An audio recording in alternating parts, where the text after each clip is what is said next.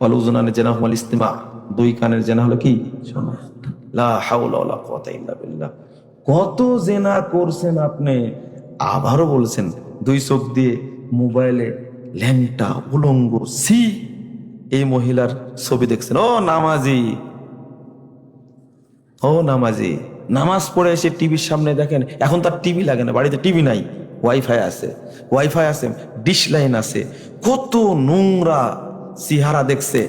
বাংলাদেশের একটা লুচ্চা একটা মহিলা আছে নাকি সবচেয়ে খারাপ, একটা বেশ্যা মহিলা আছে বাংলাদেশের নাকি সবচেয়ে খারাপ, সবচেয়ে খারাপ মহিলা।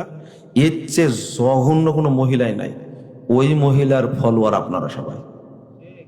বাংলাদেশে মানুষ হলো 18 কোটি, আর ওই মহিলার ফলোয়ার নাকি কত? ফলোয়ার নাকি ভিউ, ফলোয়ার, ফলোয়ার হলো 21 কোটি।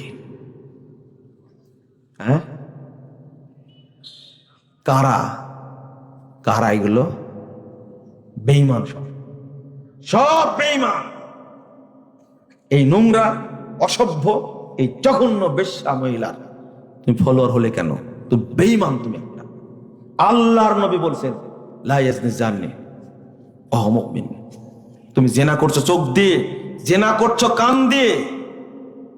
ওই জন্য তো এত কড়া করে বলি, তাও ভিতরে ঢুকে না রে ভাই। এত কড়া করে বলছে, হাদিসের অনুবাদ করছি, তাও ঢোকে না।